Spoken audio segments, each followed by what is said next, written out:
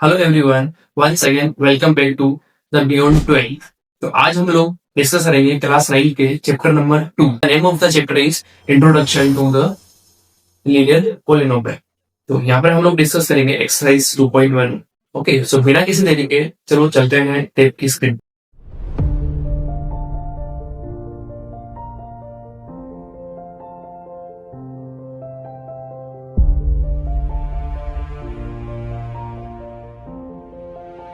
तो फर्स्ट जो हमारे पास क्वेश्चन है एक्सरसाइज 2.1 का, वो ये है find the degree of the polynomial. तो देखो यहाँ पर सबसे इंपॉर्टेंट पॉइंट ये है कि डिग्री एक्चुअल में होता क्या है।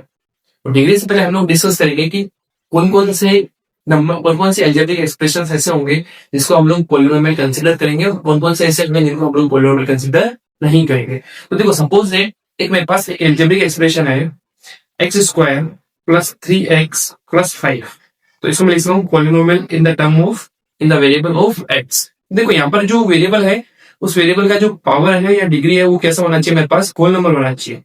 अगर मेरे पास वेरिएबल का डिग्री या पावर होल नंबर नहीं है तो एक वेरिएबल नहीं होगा, वो एक सिंपल अलजेब्रिक एक्सप्रेशन होगा। अब इंपॉर्टेंट पॉइंट ये आती है कि एक्चुअल में होल नंबर होता है क्या है। तो होल नंबर हम लोग बोल सकते हैं all the counting numbers including with zero. और काउंटिंग नंबर्स को हम जनरली क्या बोलते हैं, natural number. So I can write here natural number plus zero. तो ये मेरे पास क्या होगा, एक अच्छे से होल नंबर बन जाएगा। तो इसके मैं और आपको थोड़ा एग्जाम्पल समझाऊंगा, जैसे 0, 1, 2, 3, 4 एंड टेक इनफाइनाइट। तो ये मेरे पास क्या होगा, होल नंबर होगा। अगर मैं एक एग्जाम्पल और समझाऊं आपको, अगर मैंने ऐसा लो p of x is equal to x raise to power -2 plus 3।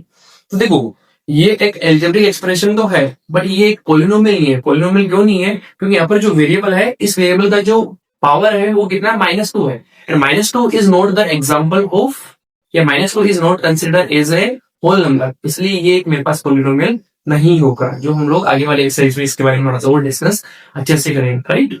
तो हम लोग बिना किसी तरीके चलते हैं क्वेश्चंस पर।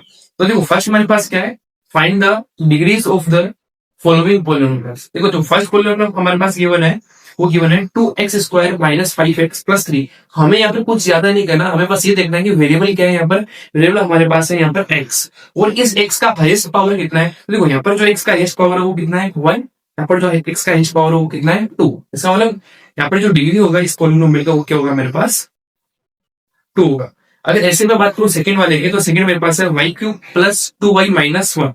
देखो y cube minus 2y minus 1 है, right. y cube plus 2y minus 1। तो यहाँ पर जो वेरिएबल वो मेरे पास क्या है, y है। और y का जो हाईएस्ट डिग्री है वो कितना है, हाईएस्ट जो पावर है वो कितना है 3 है। इसका मतलब इस कोई पॉलिनोमियल का जो हाईएस्ट डिग्री होगा वो कितना हो जाएगा, मेरे पास 3 हो जाएगा। ऐसे ही मैं अगर बात करूं थर्ड वाले की, तो यहाँ पर एक नंबर लिखा हुआ है -9। तो यहाँ पर सबसे बड़ा कंफ्यूजन ये होता है कि यहाँ पर तो वेरिएबल है ही नहीं, और जब वेरिएबल नहीं है तो इसका हाईएस्ट डिग्री कैसे हम लोग फाइंड करें। तो इसके लिए हमें एक बात पता है, हम लोगों ने क्लास 8 में पढ़ा होगा, आप लोगों ने क्लास 8 में ये डिस्कस किया है कि अगर कोई भी नंबर है, एनी नंबर हो, अगर उसका डिग्री 0 है तो उसका पूरा कंप्लीट वैल्यू क्या होता है, 1 होता है। जैसे एग्जाम्पल, जैसे मैं लिखूं 3 का डिग्री 0 या 3 रेज़ टू पावर 0, इसका मतलब क्या हुआ 1 हो। यानी ऐसे ही एनी नंबर हो, कोई सा भी नंबर हो, चाहे वेरिएबल हो चाहे कांस्टेंट हो, कैसा भी नंबर हो, अगर उसका मैं पावर 0 कर दूं तो उसका जो रिजल्ट होता है वो 1 होता है। सेम कंसेप्ट यही यूज किया है। क्या इस 9 को मैं लिख सकता हूँ -9 multiply x raise to power 0। यहाँ पर वेरिएबल मैंने यूज कर लिया x, और इस वेरिएबल का जो डिग्री है वो कितना होगा 0। इसका मतलब इसका जो डिग्री होगा मेरे पास वो कितना होगा 0 होगा। और जब इसका डिग्री 0 होगा तो हम लोग बोलेंगे कि ये जो पॉलिनोमियल होगा this is also called the 0 degree polynomial. अब मैं बात करूं अगर फोर्थ वन, तो फोर्थ हमारे पास ये है 4j माइनस 3। तो यहाँ पर जो वेरिएबल है वो क्या मेरे पास z है, और इस z का डिग्री कितना है, डिग्री तो गिवन ही नहीं है। जब डिग्री गिवन नहीं है इसका मतलब क्या है, इसके ऊपर जो डिग्री लगा वो कितना है 1 है। तो I can write here the degree is equal to 1। I hope आपको क्वेश्चन नंबर 1 अच्छे से समझ में आया होगा। तो चलो डिस्कस करते हैं क्वेश्चन नंबर 2। और क्वेश्चन नंबर 2 हमारे पास ये है, right the polynomials of degree 1, 2 and 3। देखो हमें डिफरेंट डिग्रीज के पॉलिनोमियल्स के एग्जांपल्स लिखने हैं। तो देखो ये अपन अपनी अकॉर्डिंग कुछ भी लिख सकते हैं, इसमें कोई दिक्कत वाली बात नहीं है, बट ये समझ में आना चाहिए आपको कि एक्चुअल में हम लोग किस तरीके से लिखेंगे। देखो फर्स्ट हमारे पास क्या है, एक ऐसा पॉलिनोमियल जिसका डिग्री कितना होना चाहिए 1 होना चाहिए। राइट। तो जैसे मैं लिख सकता हूँ p of x is equal to x plus 3। देखो यहाँ पर जो वेरिएबल है वो क्या मेरे पास एक्स है, और इस वेरिएबल का जो डिग्री है वो कितना है मेरे पास 1 है। एक मैं एग्जाम्पल और बताऊँ आपको, p of y is equal to y plus 4। देखो यहाँ पर जो वेरिएबल है वो क्या मेरे पास वाई है, और इसका भी जो डिग्री है वो कितना है 1 है।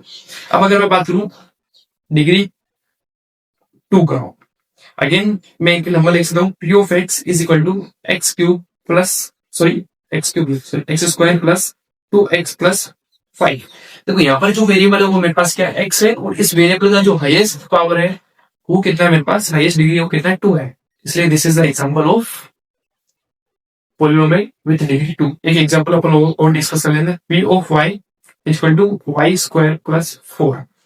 यहाँ पर भी जो वेरिएबल है वो मैंने क्या यूज किया, इस बार वाई यूज किया है, और इसका जो हाईएस्ट डिग्री मैंने यूज किया वो कितना यूज किया है 2 यूज किया है। ऐसे ही सेम प्रोसेस हम लोग यूज करेंगे फॉर डिग्री 3 के लिए।